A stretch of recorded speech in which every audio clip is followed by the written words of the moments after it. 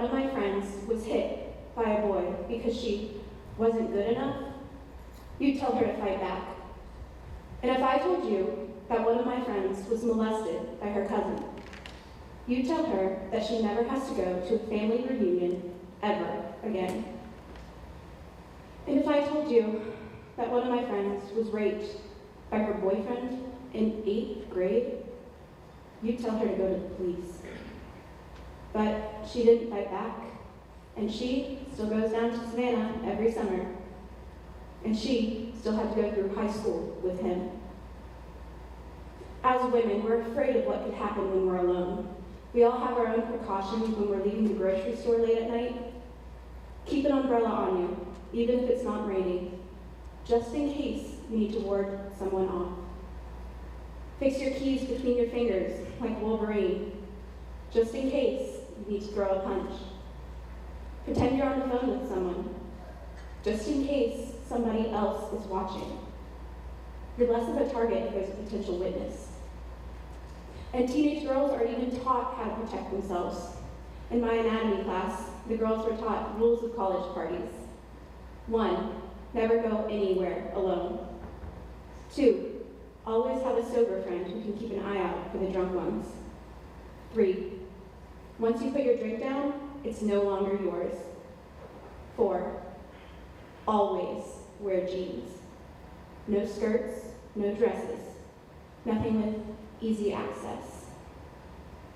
But the fact of the matter is, these are merely precautions, and most high school girls haven't experienced sexual assault. But we've all dealt with the guys who make a joke or say something in passing that makes us uncomfortable, or even just pisses us off, because we know that they don't understand. They don't understand that as women, we cannot joke about consent. It could be the softball coach whose hands linger on your hips after teaching you how to turn into the ball. Or the 50-year-old man selling you a poster at a concert telling you, hey, he's pretty good at getting big things in small places.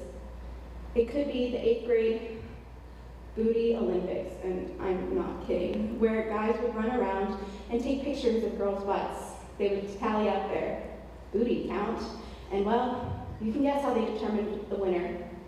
Who took the most non-consensual photographs? It could be the middle school nervous game or fire truck, where a pimple-faced preteen would come up to you and put his hand on your knee and say, "Are you nervous?" You said, "No." Move it up. "Are you nervous? Are you nervous?" The game stopped when you reached your crotch or when you said yes. And even then, there were some particularly repulsive boys who would say, "Well, too bad. Fire trucks don't stop for red lights," and keep going.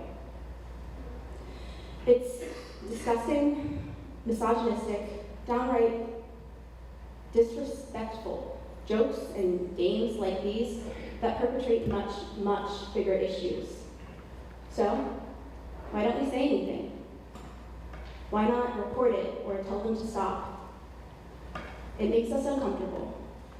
And guys certainly don't have to put up with it, at least not to the same extent. Our silence allows them to get away with it. So why do we remain silent? Well, the easy answer is that men are typically bigger and stronger and in power positions. They're our teachers, our coaches, our bosses. If we say something, they could very likely jeopardize our career or our education. It's easy to claim that by staying silent, we're protecting ourselves and our future. But the harder answer, the answer we don't necessarily want to admit to ourselves, is that society has ingrained in us that it's okay. That it's okay for men 20 years older than us, not just to look at us, but to make advances, to mention to our parents that, hey, she's really grown up and that they should keep an eye on her. That it's okay for boys to imagine us without our clothes on because you know what? That's just boys being boys. It's taught to us by a dress code that believes that girls can't wear shorts in 90-degree weather because the boys won't be able to handle themselves. That we can't wear tank tops because the very sight of a collarbone, or God forbid, a bra strap, would distract the men from learning. What about the women learning? It's taught to us by the films we watch, where the most romantic thing a guy can do is bug a girl who shows the utmost distaste for him, until she eventually gives in. And in the movies, she always gives in to that endearing persistence. What kind of example does it set for young boys when they are taught that the best way to shut a girl up when she's yelling at them is to kiss her, and she will immediately forgive and forget?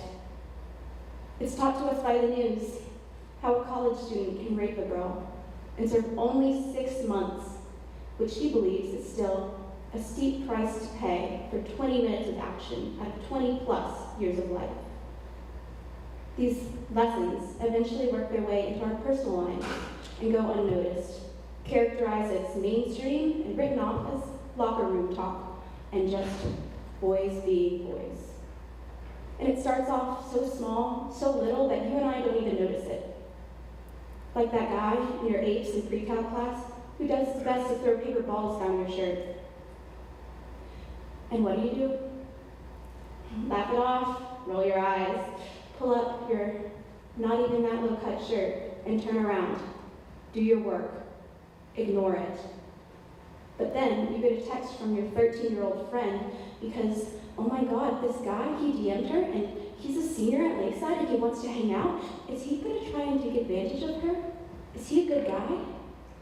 Then a guy you've talked to maybe once in your life texts you, and after 3 different, hey, what's up, conversations, asks for pictures of the most intimate parts of your body. How is it that we live in a society in which people create games out of making girls uncomfortable? How is it that we live in a society in which men are so secure in themselves that they feel that it's okay to talk to girls 5 years younger than them, and that girls are responsible for finding out if they're safe or a good person? How is it that we live in a society in which if you do send those pictures, you're labeled as a slut or whore, but if you don't, you're a prude or bitch? Social media has become one of the most prominent forms of communication in today's society, and by extension, one of the most prominent vehicles for sexual harassment. Now, you might describe what I've been talking about as rape culture, which, if you don't know, is basically the trivializing of sexual assault. Personally, I don't like the term rape culture. It connotes that everything is aggressive and overt. And to me, some of the biggest problems are the things that are passive and go unnoticed. So, how do we fix it? Well, it's a tall order, asking all of American society to change the way they view, speak about, and approach women, but it's not impossible. First of all, we could elect women to positions of power. It's much harder to propagate a society that disrespects women if there are respectable women in power that the people voted. Second, if that doesn't work out, we elect people who respect women, which honestly everyone should respect women, but people in power who actively advocate for women's rights, or even just speak positively about the women in their life, provides an excellent example to younger boys. So, obviously, electing people that respect women has also proven to be pretty difficult. So 3, a last resort, something that we can all do, is say something if we're harassed.